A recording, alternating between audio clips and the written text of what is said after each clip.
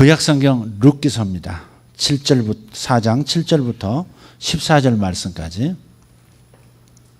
룻기 4장 7절부터 14절 말씀까지 읽도록 하겠습니다. 시작. 옛적 이스라엘 중에는 모든 것을 무르거나 교환하는 일을 확정하기 위하여 사람이 그의 신을 벗어 그의 이웃에게 주더니 이것이 이스라엘 중에 증명하는 전례가 된지라. 이에 그 기업 물을 자가 보아스에게 이르되 내가 너를 위하여 사라 하고 그의 신을 벗는지라.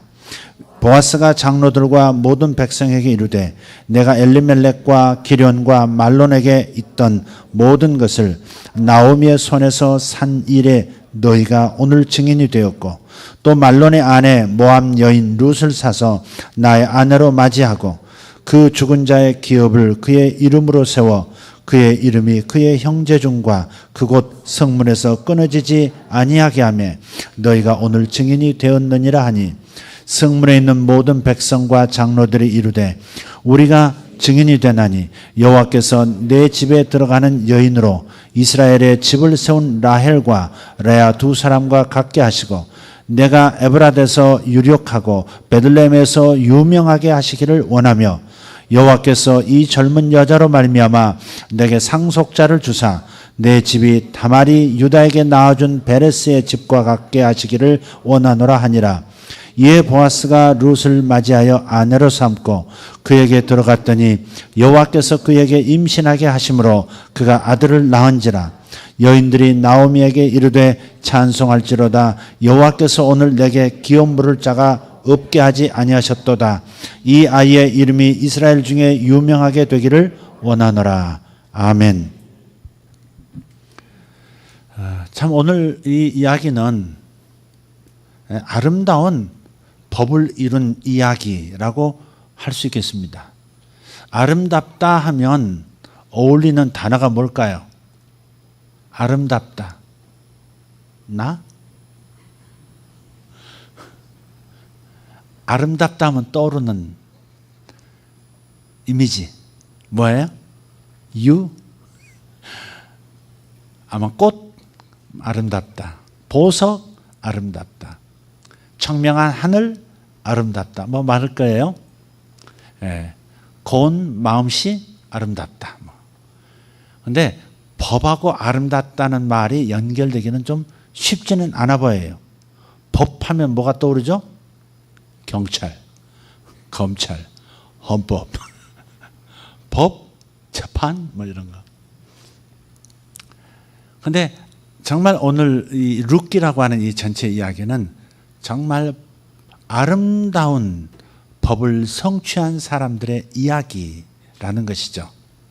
법의 성취가 하나님 눈에 그리고 오늘 우리들의 눈에 매우 아름답다 하는 거예요. 물론 이 법은 율법을 말하는 것이죠. 하나님의 말씀의 법이에요. 여러분 바이블 타임 큐티 오늘 어느 부분이었죠? 사무엘 상 1장부터 이렇게 들어갔죠. 어제가 뭐였죠? 룻기서죠. 그제 아니고 어제가 룻기였죠. 화요일이. 그 다음 월요일이 뭐였죠? 사사기 21장 맨 마지막 부분이었어요. 사사시대를 여러분이 잠깐 머리에 그려보세요. 사사시대는 여호수아와 함께 40년 만에 출애굽한 이스라엘 백성이 여호수아와 함께 40년 만에 가나안 땅에 들어오면서부터 사무엘 시대까지, 그러니까 사울 왕정 500년이 시작되기 이전까지, 여호수아부터 왕정 시대 이전까지 약 350년 기간, 이게 사사시대입니다. 그럼 그려지시나요? 창세기, 출애굽기, 레위기, 민수기, 요 모세 오경 시대, 그리고 350년의 사사시대, 이어서 왕정 500년, 그리고 신약과 구약의 그 전에 페르시아 시대에 7권의 성경이 있어요. 어쨌든 이렇게 전체적인 맥락 속에서 역사 속에서 사사시대는 왕정시대와 그리고 광야시대 그 사이에 있었다. 그것을 기억하시면 될 거예요. 그런데 사사시대에 대해서 사사는 이제 판관기라고도 해요. judgment라고 영어는 되어 있죠. 그러니까 이 판관기, 재판관들의 시기예요. 하나님의 기름 부음을 받은 성령이 임한 사람들이 몇몇이서 일어나서 이스라엘을 지도했던, 재판하고 이끌어갔던 사사들의 시대. 그런데 이 사사시대를 가리켜서 사사시대 자체가 이렇게 맨 마지막 구절에 이렇게 증거해요. 사람들이 자기 소견대로 행하였다. 그러니까 사사시대의 특징은 하나님의 말씀대로 행한 시대가 아니라 사람들이 각각 자기 옳은 소견대로 행하던 시대였다. 하나님이 이끌어 가시던, 하나님의 말씀이 주도하시던 시대가 아니라 자기 마음에서 각각 일어나는 대로 그냥 살아내던 시대. 어떤 시대가 아름다운 것일까요? 하나님의 말씀에 사로잡힌 세대인 줄 믿습니다. 그러나 그 시대는 하나님의 말씀에 사로잡힌 세대가 아니었다는 것이죠. 자기 옳은 소견대로 행하였더라. 그런데 이 룻기라고 하는 이 책은 바로 사사시대 한복판에서 있었던 일이거든요. 그러니까 룻기의 연대기적 위치는 사사시대입니다. 사람들이 제 맘대로 옳은 자기 소견대로 행하였다라는 그 시대에 룻기가 있어요. 그래서 룻기의 이 아름다운 법의 성취 이야기는 사사시대하고는 분위기가 달라요. 도저히 사사시대 한복판에서 일어났으리라고는 상상이 안 가는 너무너무 놀라운 이야기예요. 마치 사막 한복판에서 목마르고 목말라 기근하여 죽어가던 사람들이 오아시스에 텀벙 뛰어든 것 같은 그런 시원함을 주는 그 이야기가 룻기예요. 하나님의 말씀을 따르는 자도 없고 하나님께 영광 돌리는 자는 희귀하던 그 시대에 오직 하나님의 기쁨을 위하여 그리고 사람들의 기쁨을 위해서 만났고 이루어간 아름다운 동네, 공동체의 이야기, 그게 룻기예요. 룻기를 그런 시야에서 여러분이 한번 읽어보시면 도움이 될 거예요. 미리 여러분에게 말씀을 드린다면 제가 앞으로 설교의 방향은 수요일이 됐든 금요일이 됐든 주일이 됐든 여러분이 읽어가고 계시고 큐티하고 계시는 바이블 타임의 내용에 맞추어서 가도록, 그래서 여러분이 성경을 읽는 데 있어서 의문이 되었던 것을 한두 개나마 풀어드리고 또 앞으로 성경을 어떻게 재미있게 읽어나가고 말씀을 담고 말씀을 살아낼 것인가에 대한 도움을 드리기 위한 그런 설교가 되도록 하겠어요. 그래서 일정 부분 읽어오십시오 이렇게 하지 않고 여러분이 지금 바이블 타임을 읽어나가시는 그 속도에 맞추어서 본문을 정하도록 그렇게 하겠습니다. 자, 그래서 오늘은 이미 사무엘서로 넘어갔지만 어제까지가 또 룻기였기 때문에 룻기 말씀을 여러분과 지금 나누는 겁니다. 룻기 이야기는 이렇게 시작이 되죠. 한 가정으로부터 시작돼요. 그런데 흉년이 닥쳤어요. 유대 땅 베들레헴 지역에 큰 기근이 닥쳤습니다. 고대 세계의 흉년이라는 것은 국가 간의 왕래도 적고 물류 소통도 빈약하기 그지없었던 그런 시대였기 때문에 한 지역에 기근이 온다는 것은 정말로 어려운 시대를 살아가는 거죠. 그런데 성경은 그런 무서운 흉년은 하나님께서 사람들을 그 땅을 징계하시기 위해서 사용하실 때가 많았다라고 말씀하고 있거든요. 따라서 이때 사사시대에 큰 흉년이 왔다. 그래서 거주하던 사람들이 자리를 이탈하기 시작한다. 이민 가기 시작한다. 이럴 정도라면 굉장히 심각한 사사시대였던 거죠. 그런데 바로 룻기에 바로 전때 사람들이 한 가족이 대대로 살던 그 유대 땅 베들레헴을 떠나서 모압 땅으로 그 근처 사해바다 건너에 모압 땅으로 이민을 갑니다. 언제 돌아올 기약이 없어요. 땅을 팔고 갔으니까. 근데 여기서 땅을 팔고 간 엘리멜렉 가족, 그러니까 엘리멜렉이라는 가장과 아내인 나오미, 그리고 두 아들이 있었어요. 근데 이 네 가족이 기근이 덮치니까 땅을 팔고 이민을 갔단 말이에요. 근데 땅을 팔았다는 것은 여러분 우리식으로 생각하시면 안 돼요. 우리는 땅을 팔았다면 완전히 소유권을 넘기는 거죠. 그러나 성경에서 땅을 팔았다라는 말은 경작권을 판 겁니다.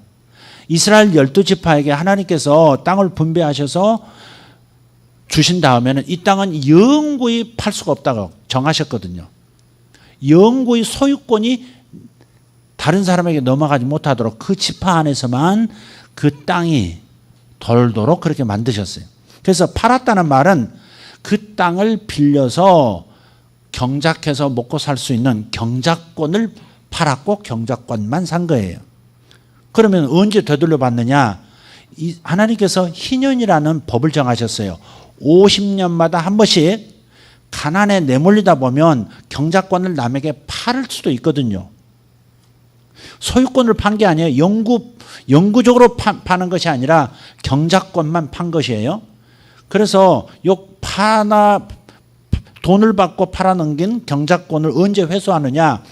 50년마다 한 번씩 오는 희년이라고 하는 주빌리, 희년이라는 때에는 다시 원주인에게 돌아가게 돼 있어요. 그래서 지금 언제인지는 분명하지 않지만 약 10년 동안 모압 땅에 있었던 것을 성경을 통해서 보건데, 지금 아마 몇 년 정도 희년이 남았을지 모르겠어요. 50년마다 한 번, 반백년에 한 번씩 오잖아요. 그러니까 어떻게 파느냐면 남에게 경작권을 팔 때 희년이 몇 년 남았는가? 15년 남았다. 그럼 15년 동안 이 땅을 사용할 수 있는 경작권을 돈으로 받는 거죠.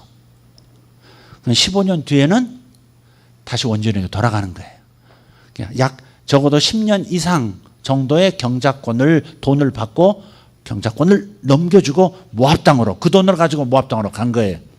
근데 문제가 생겼어요. 여러분, 흉년이 왜 온다고 그랬죠? 성경 이야기는 항상 하나님께서 선택해 주신 그 땅에서 흉년이 온다는 건 있을 수 없어요. 에덴을 대표하는 곳이기 때문에. 그런데 흉년이 왔다는 것은 그 땅 그 주민에 대해서 하나님께서 심판을 내리고 계시는 거거든요. 징계하시는 거거든요. 그럼 징계를 받아들이고 회개하고 고쳐야 되는 것이 당연한 건데, 그 징계를 피해서 경작권 넘기고 돈 챙겨서 모압 땅으로 가버렸어요. 징계를 피해간 거죠. 사람은 자주 그렇게 실수를 해요. 하나님의 징계인 것으로 느껴지는데 그 징계를 하나님의 징계로 여기고 내가 어떻게 하나님과 다시 가까워질 건가를 생각하지 않고 어떻게 내가 고쳐야 할까를 생각해서 자기 자신의 태도를 회개해야 할 텐데 그렇게 하지 않고 그 징계를 피해가 버린다는 거죠. 하나님이 나를 건드리신다면 나도 내 살 길 마련해야지 이러면서 튄다 이 말이죠. 튀어본 경험 있는 분 손 들어보세요. 하나님이 분명히 뭔가 나를 지금 뭔가 깨닫게 하시기 위해서 지금 뭔가 지금 나를 암시를 주고 계시는데 묵살하고 튀어서 딴 데로 도망간 사람. 가끔 그럴 때가 있죠. 근데 이 사람들이, 이 가족이 그런 거예요. 엘리멜렉이 나오미하고 두 아들 데리고 이민 갔어요. 거기서 10년 살았단 말이에요. 바로 그 장소에서 하나님의 징계를 피해서 모압으로 가버린 그 상태에서 또 이방 여인하고 두 자식을 결혼을 시켜요. 하나님은 혈통이 섞이기를 원치 않으셨죠. 아브라함 후에는 순수 혈통을 지니기를 원하셨어요. 간혹 가다가 편입이 되는 경우도 있어요. 그렇지만 하나님 앞에서 하나님의 제사장 나라로서 선택받은 사람들은 혈통을 섞어서는 안 되는 거죠. 그러니까 징계를 피해서 땅 경작권을 팔고 가버릴 정도니까 이방 여인하고 자기 자식하고 결혼시키는 것도 별 문제가 없는 거예요. 아니나 다를까 삶의 결과가 좋지는 않았죠. 그 자리에서 남편이 죽었어요. 그 10년 애들 여유고 살아가던 동안에 이방 땅에서 남편이 죽었어요. 엘리멜렉이. 그 다음에 그 집안에 하나라도 아들이 살아서 계속해서 후손을 이어가야 할 텐데 두 아들 또 다 죽어버렸어요. 그래서 집안에 시어머니하고 미망인 하고 또 며느리 미망인 3명만 남은 거예요. 그래서 나오미가 시어머니가 이제 남편 잃고 두 자식마저 잃고 이제는 희망이 없죠. 희망이 없죠. 그러니까 막 통곡하다 나중에는 깊이 생각하는 단계로 들어가서 결론을 내립니다. 내가 이대로 돌아가는 것이 참 부끄러운 일이지만 그래도 결국은 하나님께로 가야 한다. 하나님이 주신 땅으로 가야 한다. 예. 조상 요셉도 돌아왔고 야곱도 해골되어서 돌아왔지만 그렇게 돌아오듯이 나도 결국 내 조상의 땅으로 가야 한다. 그러고서 돌아옵니다. 돌아오는데 두 며느리가 따라오는 거예요. 이 젊은 며느리들 둘이. 그래서 니들은 아직 젊으니까 나는 희망이 없다. 내가 누구하고 이제 이 나이 들어서 재혼해서 자식을 이어가겠느냐. 그것도 희망이 없다. 그러니까 니들도 친정으로 돌아가서 재혼해라. 그리고 잘 살아라. 그러는데 큰 며느리는 막 울면서 막 이렇게 처음에는 울면서 어머니 안 돼요. 어머니 안 돼요 하다가 결국은 설득하니까 돌아갑니다. 그런데 둘째 며느리 룻은 끝까지 어머니가 가시는 그 땅이 내 조상의 땅이 될 것이고 어머니가 섬기는 그 하나님이 내 하나님이 될 것입니다. 나를 가라 하지 마세요. 나를 가라 하지 마세요. 그래서 울면서 길가에서 대성통곡합니다. 사람이 아무리 울어도 길가에서 대성통곡하기는 쉽지 않아요. 그죠? 남 모르는 곳에서 울지. 예, 교회 와서 울고 남 안 보는 곳에서 울고 그러지. 샤워하면서 줄줄줄 눈물 흘리고 그러는 것이지. 남 드러내고 길가에서 우는 것은 고대생에 쉬운 게 아니거든요. 가끔 몇 시간씩 울어보고 그런 분 계셔요? 최근에 어떤 분은 한 6시간 울었다 그러대 밤에. 그런데 나오미가 길가에서 운 거예요. 며느리도 하나는 돌아가고 룻도 돌려보내려고 애를 쓰는데도 안 돌아가고 그래서 시어머니하고 며느리하고 그냥 붙들고 길가에서 대성통곡하고 그러면 가자 내 딸아. 며느리가 그러잖아요. 가자 내 딸아 하면서 다시 사해바다를 건너서 고향 땅 유대 베들레헴으로 옵니다. 근데 마침 그 시기가 추수할 시기라고 고향 땅에 왔는데 나오미다 나오미 얼굴은 좀 달라졌는데 동네 아낙들이 금방 알아보는 거예요. 나오미가 돌아왔네. 나오미가 돌아왔네. 나오미 뜻이 큰 기쁨이란 뜻이거든요. 기쁨이가 왔네. 기쁨이가 왔네. 그러는데 나오미는 그렇게 얘기하죠. 얼굴 북숙이면서 나를 나오미라고 하지 말라고. 네. 나는 마라라고 쓴물이라고. 내 인생은 단계 하나도 없다가 쓴물뿐이라고. 남편 죽고 두 아들 죽고 마치 그러면 그렇잖아요. 혼자 살아오면 의식이 그렇게 남편 죽이고 두 아들 죽이고 응? 며느리 하나 건져서 돌아온 여자 이렇게 낙인 찍힐 수 있잖아요. 그러니까 자기가 얼마나 오기가 힘들었겠어요. 그런데 사람들이 나오미 왔다고 그래도 반겨주니까 그 동네 공동체가 참 좋잖아요. 반겨주니까 나를 나오미 큰 기쁨이라고 하지 말아라. 난 내 인생은 쓴물이다. 말하다 말아. 근데 그 이제 추수기라 전부 동네 이제 농번기 추수 때니까 바쁘죠. 1년 추수하고 이제 이 동절기를 이제 지내야 되거든요. 근데 이 두 사람이 떡 돌아왔을 때 자기 땅이 아직 희년이 아직 남았기 때문에 그 희년이 몇 년 남았는지는 모르지만 아직 경작권이 자기에게로 되돌아올 수가 없는 거예요. 그러니까 어떻게 해요? 빌어먹을 수밖에 없는 거죠. 이 여자가 무슨 힘이 있어요? 고대 세계. 그래서 어머니 여기 계세요. 어머니가 동네 다니시면 어머니 마음도 안 좋으실 거니까 어머니 여기 계세요. 그러고서는 젊은 둘째 며느리가 남의 추수하는 밭으로 들어갑니다. 그러니까 이 추수밭 여기서 추수하면 그 밭에 가고 저 추수하면 거리 가고 뭐 하려고? 떨어지는 이삭 주우려고. 이삭 줍지 말아라 미가엘. 이삭 줍지 말고 고개를 들어요. 그리고 날 봐요. 그래서 이제 레위기 19장에 보면 이렇게 되어 있어요. 너희는 너희 밭을 추수할 때 다 추수하지 말아라. 밭 모퉁이는 남겨놔라. 그리고 추수, 즉 낫을 대다가 이삭이 떨어지고 나달이 떨어지면 절대 줍지 말아라. 이삭이 뭉퉁 부러져서 떨어져도 줍지 말아라. 바로 나무 모퉁이의 이삭과 땅에 떨어진 이삭들은, 나달들은 나그네와 가난한 자들의 몫이니라. 생각해 보세요. 이게 3,500년 전 모세를 통해서 주신 법안이에요. 그러니까 율법하면 굉장히 딱딱한 것처럼 느껴지는데 무슨 범죄자들을 잡아내는, 범죄하지 못하게 하는 그런 네거티브한 이미지가 우리가 법이 많거든요. 그러나 법은 어찌 보면 사랑의 법이거든요. 하나님은 3,500년 전에 가난한 자들을 위해서 곡식을 남겨두라. 그 다음 나그네들이 지나가다가 굶어 죽지 않게 그렇게 시장할 때 먹을 수 있도록 남겨두어라. 이런 법을 세우셨어요. 얼마나 최고의 법입니까? 얼마나 큰 법이에요 이게.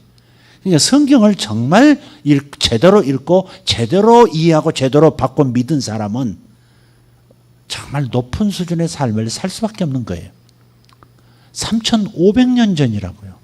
지난번 설교할 때 단지 지금부터 500년 전 세종대왕이 만삭이 된 여인네가 관노로서 병졸들의 빨래를 하고 있는 모습 보고서 세종이 휴가를 줬다 그러잖아요. 법을 제도를 만들었거든요.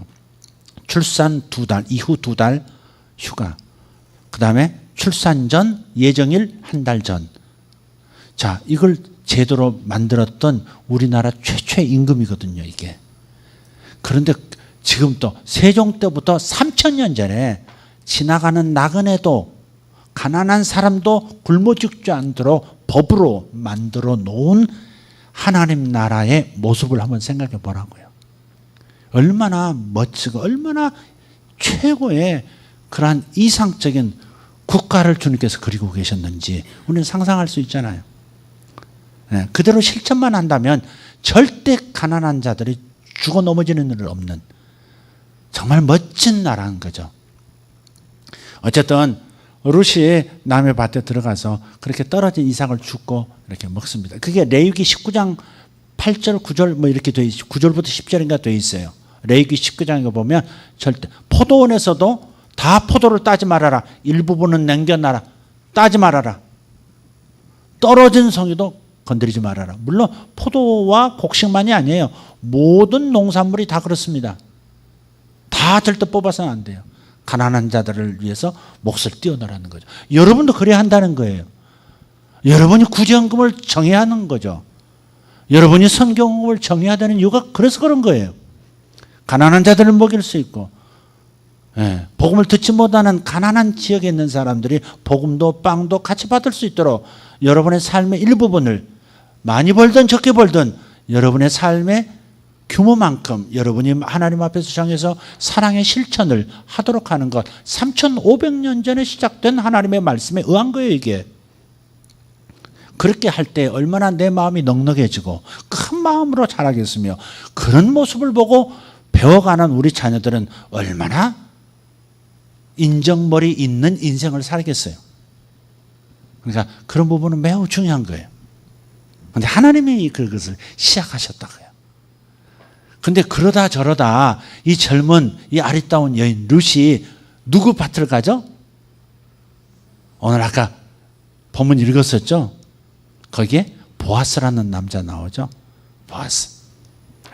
근데 이 보아스라는 남자가 나중에 룻하고 결혼할 때 그 성읍의 유다 베들레헴 지역의 리더들이 축복할 때 그 여인을 통해서 상속자를 얻기를 바라며 이렇게 축복하는 걸 보면 이 보아스가 나이가 많았는지 아마 많았을 거예요.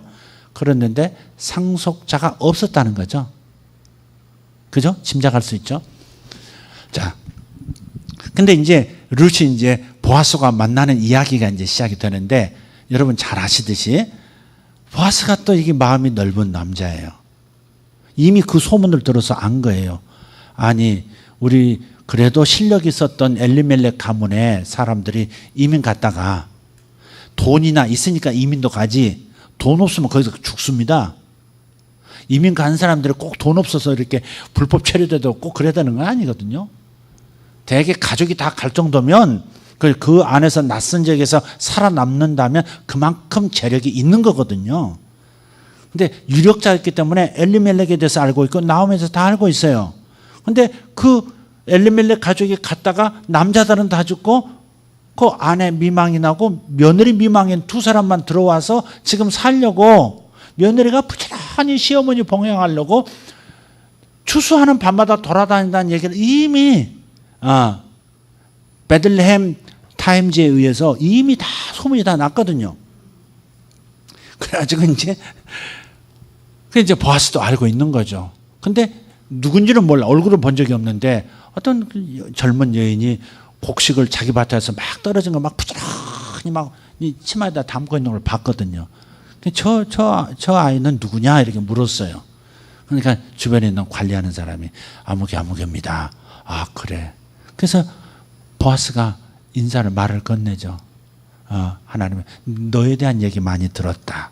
네가 참 효심이 깊고 어머니가 믿는 하나님을 너도 받아들이고 같은 신앙 안에서 효성 지극한 며느리로 살아가고 있다는 고생한다는 얘기 들었다.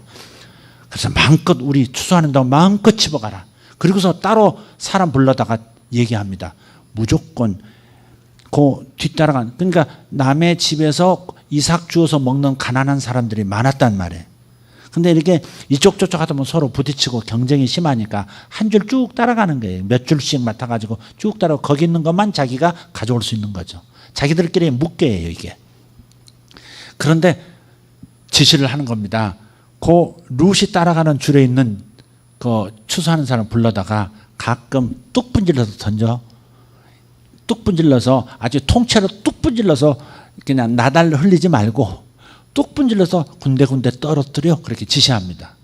와, 그러니까는 딴 사람들은 요만큼밖에 못 집었는데 몇 시간 일하고 나면 룻은 이만큼 앉는단 말이에요. 참 이상하다. 왜 이 줄만 이렇게 툭툭 떨어져 있나. 하나님이 여러분 인생에 그렇게 하시는 줄 믿습니다. 가끔 가다 왕건이 건져내도록 가끔 가다 큰 물건 좀 잡도록. 아멘. 그렇게 되기를 축복합니다. 하늘은 열려 있습니다. 믿음이 중요합니다. 하나님은 나를 위해서 이무대로 떨어뜨려 놓으신다고 선물을 군데군데 준비하세요. 믿습니까? 저는 그런 인생 살고 있습니다. 그런데 이 룻이 이제 그렇게 하다가 나중에 너 오늘 왜 이렇게 많이 가져왔어? 시어머니가 집에서 묻습니다. 아니 어디서 나달을 이렇게 많이 가져왔어? 아니 통으로 가져왔네. 너 일 꺾고 온 거야? 아니요. 그냥 떨어져 있었어요. 들어보니까 이 늙은 생각이 맵다고요.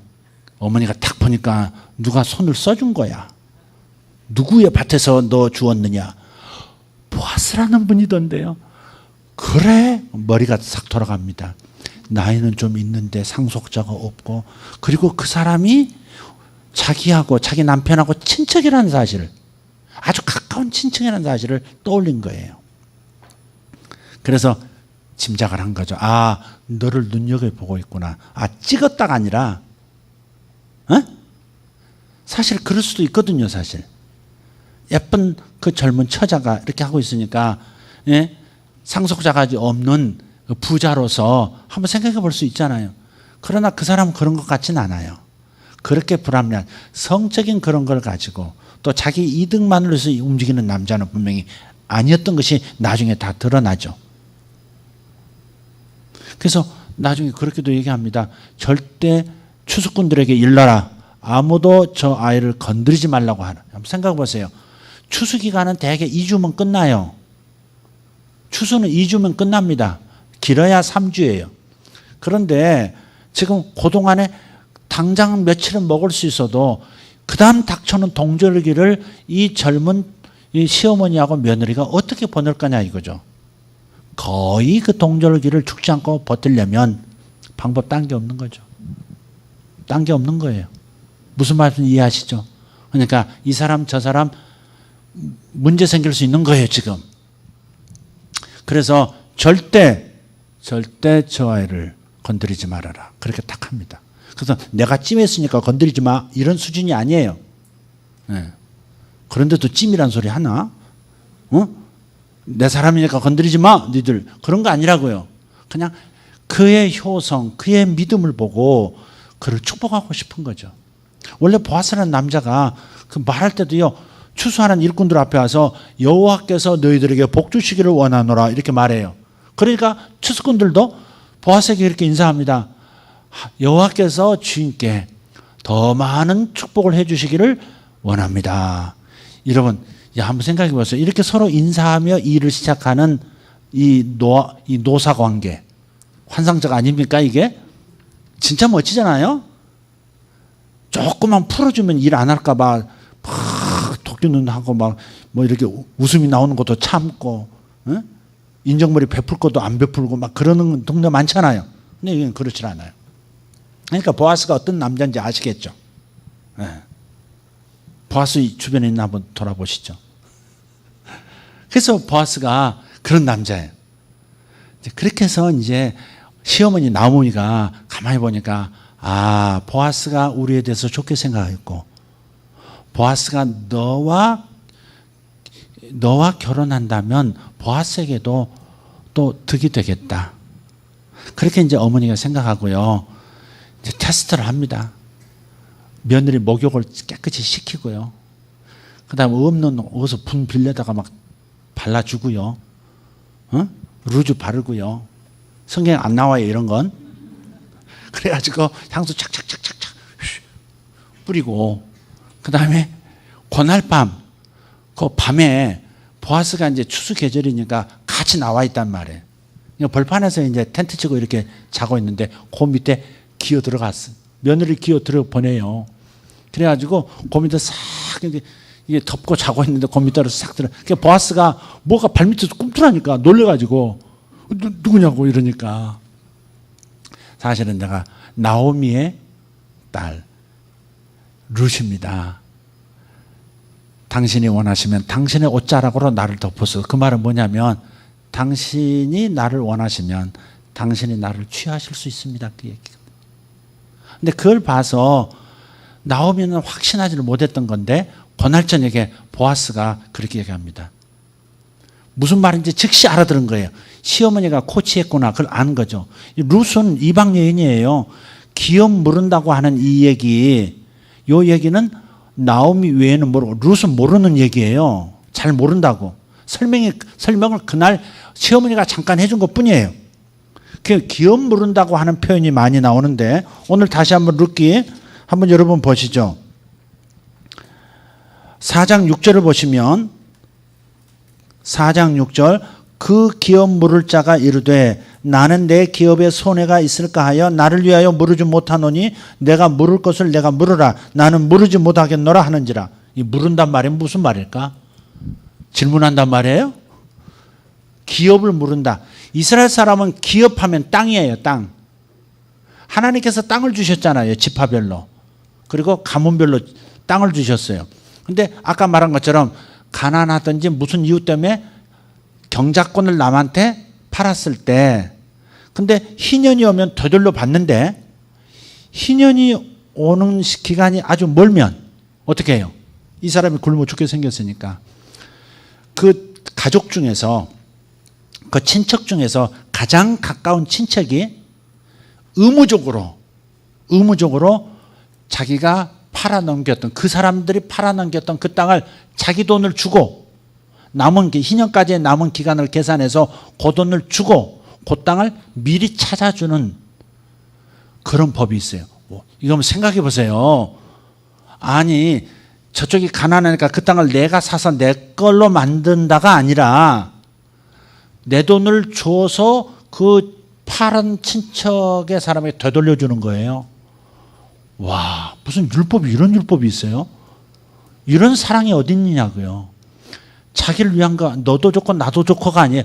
완전히 희생이고 완전히 남을 위해서 좋은 일을 한 것뿐이에요. 그죠? 분명히 친척 저 사람이 게을러가지고 혹은 가난해서 땅을 팔아 넘겼는데 그걸 왜 내가 갚아줘야 돼? 왜 땅을 되찾아줘야 돼. 누구나 그렇게 생각할 수 있잖아요. 그렇게 생각하는 사람이 지금 있는 거예요. 그러니까 그것도 이스라엘 사람은 명예로 생각하는 겁니다. 내가 부자가 되어서 내 친척의 잃어버린 땅을 되찾아준다? 이건 굉장히 그 사회에서는 대단한 사람인 거죠. 야베스가 바로 그런 사람이에요. 야베스의 기도 유명하죠? 주여 내게 복의 복을 더하사 내 지경을 넓혀주시고 내게 환난을 벗어나 근심이 없는 축복을 주시옵소서 기도했더니 하나님이 허락하셨더라. 야베스의 기도 있죠? 그 야베스가 그런 사람이거든요. 단지 부자가 아니라 좋은 부자인 거죠. 그래서 가난한 자기 친척들 잃어버린 땅을 다시 찾아서 다시 먹고 살 수 있도록 만들어주는 그런 사람. 그래서 내 지경이 넓혀지게 해주소서 그 기도란 말이에요. 내가 땅 부자 되게 해달라. 이스라엘은 절대 땅을 영구히 남의 걸 살 수가 없습니다. 그러면 지파, 예를 들어 이 지파에서 저 지파로 팔잖아요. 땅이 계속 저쪽으로 넘어가면 이 지파는 영구히 가난하고 저쪽은 영구히 부자 지파가 돼요. 그래서 주님께서 그를 방지하기 위해서 만든 제도, 영구히 팔 수 없다는 거죠. 경작권만 팔 수 있다는 거예요. 그런데 그 경작권을 다시 찾아주는 것은 그것도 희생이잖아요. 그래서 그날 밤 룻이 자기 발밑에 들어온 그 순간 그 며느리를 통해서 시어머니 나오미의 프로포즈를 이해한 거예요. 아, 잃어버린 경작권 찾아달라 그 말이구나. 그래, 친척인데, 자, 그 순간에 이제 밤중인데, 한밤중에 이제 잠 깨가지고 지금 판단하는 거예요. 근데 이 사람이 얼마나 관대한 사람인지 미리 생각하고 있었는지도 몰라요. 저 집은 언젠가 도와줘야 되겠다. 그 생각을 하고 있었을 거예요. 아니다 다를까, 나오미 생각을 읽었으니까, 좋다. 그러면 내가 너희 집안의 빚을 내가 감당하고 그렇게 하겠다. 그렇게 결정을 한 거죠. 근데 이제 기업을 물은다 그랬어요. 기업을. 그러니까 남에게 넘어간 기업을 다시 되찾아서 돌려주는 것, 그것을 기업 무르기 그런 거예요. 기업 무르기. 근데 기업 무르기는 땅만이 아닙니다. 땅만이 아니에요. 사람도 있어요. 그래서 계대 결혼이란 말이 있는데 형님이 전쟁에 나가서 죽었어. 그러면 형수가 미망인이 됐잖아요. 그러면 이스라엘 하나님이 주신 레위기의 율법은요, 반드시 그 집안의 형제 중에서 다음 형제가 형수에게 들어가서를 잘 이해하셔야 돼요. 형수에게 들어가서 형님의 애를 낳아줘야 돼. 그래야 형수가 살아갈 수가 있어. 그 다음에 형님의 대가 끊어지지 않아. 오늘날에는 그렇게 한다면 그거 아주 콩가루 집안이겠죠? 그렇게 얘기했죠. 그러나 그때 문화는 그게 아니에요. 그게 자랑이고 그게 법이고 그게 하나님을 사랑하는 거였어요. 내가 형수가 탐이 나서 들어가고 그런 게 아니고요. 그러니까 형님의 대를 이어주고 또 형수도 살 수 있도록 만들어주는 법이 바로 계대 결혼. 같은 패밀리 안에서 애를 낳아주는 그게 계대. 그러니까 신약 성경에서 예수님께서 어떤 여인을 만났는데 내 남편을 데려오라 그랬더니 그 여인이 뭐라 그래요? 내게는 남편이 없나이다. 그러니까 주님이 즉시 뭐라 그러셔요? 네가 남편 5이 있었으나 지금 있는 남편도 네 남편이 아니로다. 그러니까 사람들은 그렇게 해석을 해. 창녀다. 그렇게 해석하고 들어가요. 그리고 설교해요. 또 아멘도 하고요. 근데 그게 이스라엘의 그 계대 결혼을 말하는 겁니다. 형님이 애를 못 낳고 죽었어. 둘째가 들어갔어. 그럼 둘째도 죽어버렸네 또? 셋째도 애 못 낳아주고 죽고. 그래서 계속 막내가 또 들어가서 맨 큰 형님 또 애 낳아주고 뭐 그런 거 있잖아요. 그 얘기를 지금 그 사두개인들이 예수님께 묻는 거거든요. 자, 좀 얘기가 좀 흩어졌는데 다시 초점으로 돌아오겠습니다. 그래서 두 가지를 해줍니다. 땅 경작권도 되찾아주고 동시에 그 집안에 룻을 자기 아내로 받아들이죠. 근데 그 전에 문제가 있어요. 이것도요, 순서가 있어, 순서가. 자격이 첫 번째 자격, 두 번째, 세 번째가 있어요. 근데 첫 번째가 안 한다고 해야 두 번째가 해줘. 근데 보아스가 두 번째거든, 순위가. 첫 번째는 욕심이 많아가지고 틀림없이 룻도 안 받아들이고, 그 다음에 뭐예요? 땅도 안 찾아줄 걸 짐작을 하고 있어, 보아스는 이미. 그렇지만 법은 법이니까 정법대로 나가야 된다 해서 그날 밤에 절대 룻을 건드리지 않아요. 발밑에 두는 아리따운 여인을 얘야 그러지 말고 알았다. 무슨 말인지 알았다. 내가 감당하겠다. 그렇지만 순서가 있으니까 내일 내가 힘써서 먼저 1순위 기업 물으는 그 자격자를 먼저 얘기해보고 그 다음에 그 사람이 안 한다고 하면 내가 하겠다. 그래서 이제 그 베들레헴에 유력한 장로들, 재판할 수 있는 사람들을 법적으로 확정해 줄 수 있는 사람들을 다 소집을 합니다. 그래서 그 앞에서 1순위에게 물어요. 보아스가. 당신이 저 나오미 집안에 지금 기업을 물어줘야 되고 애도 낳아줘야 되는데 당신 하셔야 되지 않겠소? 그러니까 그 1순위가 그러는 거죠. 1순위가. 이거 성함이 1순위 계시나요? 1순위가 그러는 거예요. 나는 내게 손해가 돼서 난 그런 거 못한다. 하려면 네가 해라. 그러고서 신발을 벗어놔요. 신발을 벗는다는 권리를 양도한다 그 말이에요. 포기한다 그 말이에요. 모세도 신발 벗잖아요. 권리 양도를 뜻해요. 나 포기한다. 내 인생 내 거 아니다. 당신 거다. 그게 이제 신발 벗는 거거든. 그게 이제 신발을 딱 벗어요. 신발 벗고 나중에는요. 한참 그 법을 제대로 지켜야 된다고 했을 땐 침 뱉었어요. 퇴퇴퇴. 사사시대나 되니까 하나님 법을 제대로 안 지킬 때니까 그 정도로 끝났지. 침 뱉습니다. 그 사람. 너 세상에 하나님의 율법의 말씀 가난한 집에 경작권들 안 찾아주고 말이야. 애도 안 낳아주고 너 나쁜 놈이야. 퇴. 이렇게 마을에서 그랬거든요. 근데 여기는 침 뱉진 않아. 신발 돌려주니까 벗어놓으니까 알았다 하고서 끝내고 그러면 두 번째가 1순위가 돼요. 보아스가 내가 룻도 맡겠고 내가 땅도 되찾아 주겠다. 그렇게 말합니다. 부자니까 얼마든지 처녀들 구할 수 있지. 무슨 말 이해되시죠? 룻을 굳이 택하지 않아도 되거든요. 그런데 이 사람은 하나님의 법을 사랑하는 사람이었거든요. 그래서 룻을 며느리로 맞이하고 공개석상에서 그 다음에 또 땅도 기업을 물어주는 그런 아름다운 일을 하는 거예요.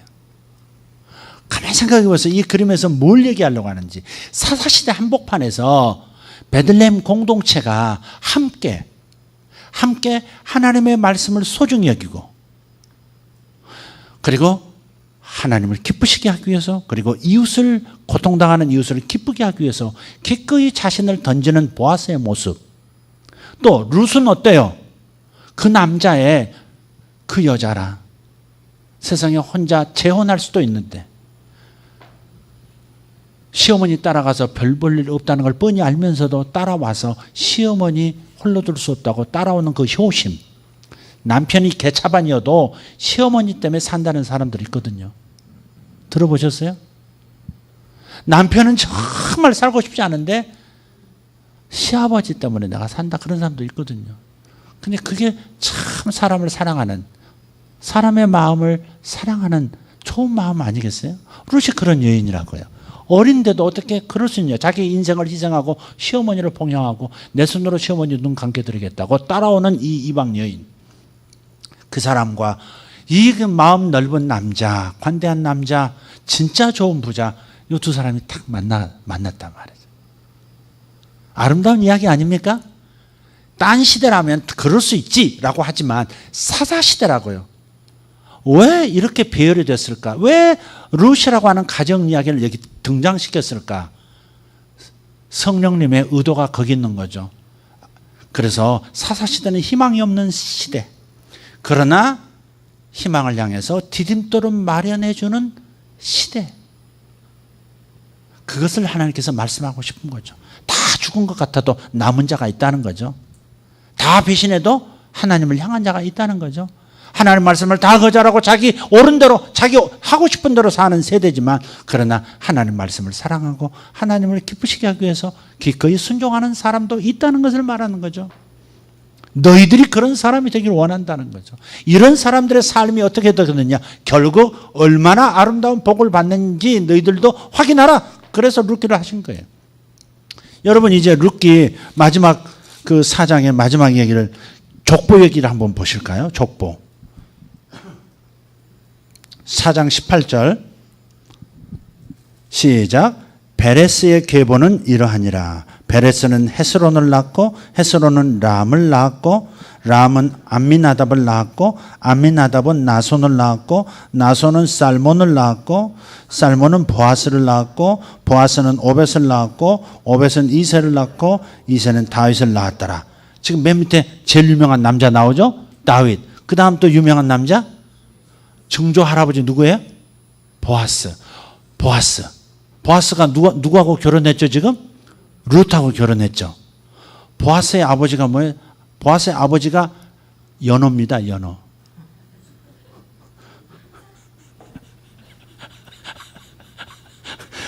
보이십니까? 연호는 보아스를 낳았고.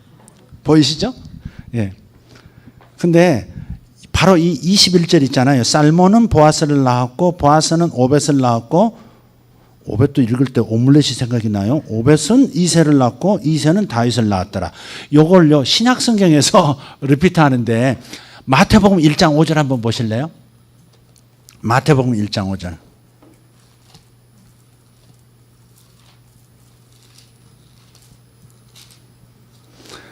자, 이 아브라함 이후 예수님의 족보예요. 족보인데 5절 읽어보세요. 5절. 살몬은 라합에게서 보아스를 낳고 보아스는 룻에게서 오벳을 낳고 오벳은 이새를 낳고 이새는 다윗 왕을 낳으니라. 스탑. 자, 아까 그 보아스의 계보가 룻기 4장에 나오죠. 거기 보면 살몬이 보아스를 낳고 보아스가 뭐 그다음 오벳을 낳고 이렇게 남자들만 호명이 됐는데 여기는 달라요. 살몬이 누구에게서? 라합에게서 누구를 낳았어요? 보아스를 낳고 보아스는 룻에게서 오벳을 낳았어요. 자, 다윗 왕의 증조 할아버지가 바로 보아스예요. 보아스. 근데 보아스의 어머니가 누구예요? 라합이에요. 라합. 라합하면 떠오르는 여인이 있죠. 누구예요? 여리고성을 정탐하러 두 사람이 들어갔을 때 그 두 사람을 살려줬던 그 여리고성의 기생이라고 나오죠. 그래서 그 기생의 가족만 다 살고 나머지는 다 죽잖아요. 근데 기생으로 번역하면 안 됩니다. 그것은 정직한 학자들의 얘기는 그것은 지나가는 그 장사치들 잠자고 하는 여인 속 여관 주인입니다. 여관 주인. 여관 여주인, 주인집 딸 그렇게 생각하시면 돼요. 근데 그걸 기생이라고 이제 해석해 버리니까 좀 이상하게 되잖아요. 말이 기생이지 그 몸 파는 여인이라는 얘기 아니에요.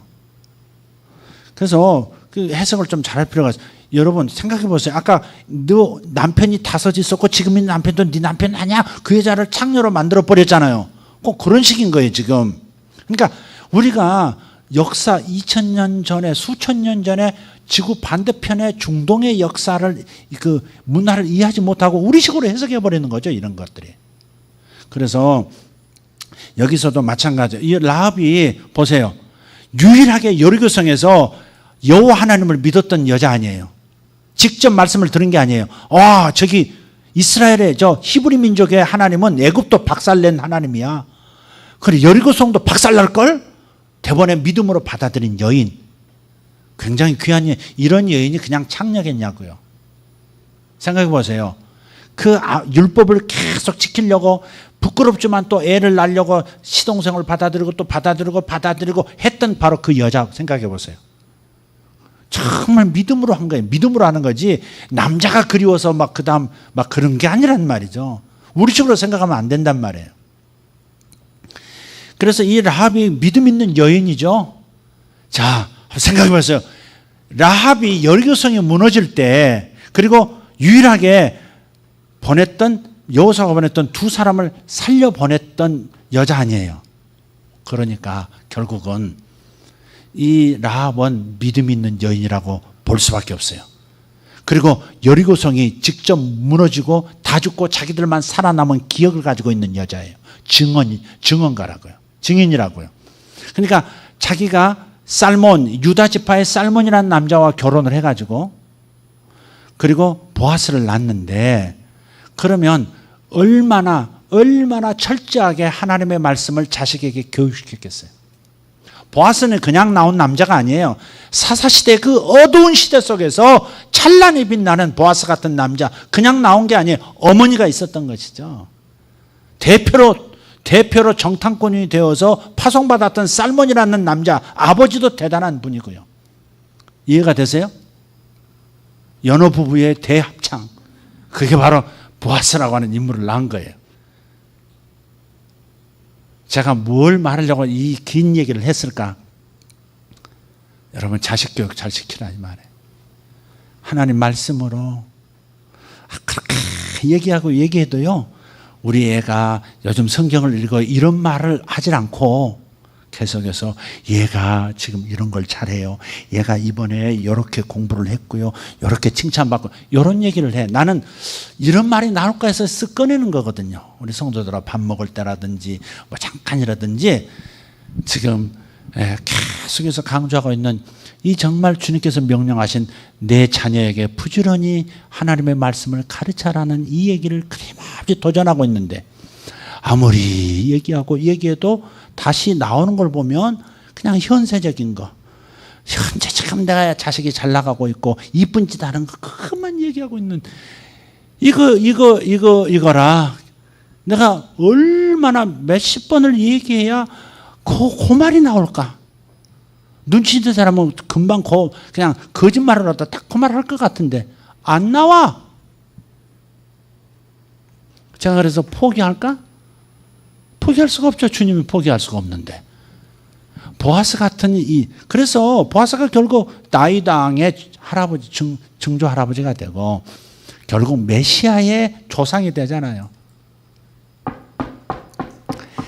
하나님의 말씀을 외면하는 어두운 시대 속에서 하나님의 말씀을 지켜간다는 것은 외롭고 너무 튀는 것 같기도 하고 너 잘났다 소리 들을 것 같기도 하고, 그럼에도 불구하고 하나님의 말씀을 사랑하고 그분을 기쁘시게 하는 일에 집중하는 사람, 그의 가문은 반드시 하나님께서 크게 쓰실 이유로 삼는다. 이거 꼭 붙드시기를 예수님으로 축복합니다. 아멘입니까? 우리가 역사를 배우는 이유는 바로 하나님의 살아계심을 알기 위해서 그런 거죠. 살아계신 하나님, 그것밖에 생각이 안 나네. 앞뒤가 생각이 안 나요. 살아계신 하나님, 그걸 라합이 경험했고 살몬이 경험했고 그리고 보아스가 경험했고, 그래서 룻이라고 하는 여인을 만나고 메시아의 조상이 되는 이 아름다운 역사, 이 아름다운 사막의 오아시스 같은 이야기, 여러분의 이야기, 우리의 이야기가 되었으면 좋겠습니다. 주여 삼창하고 기도하겠습니다. 주여, 주여,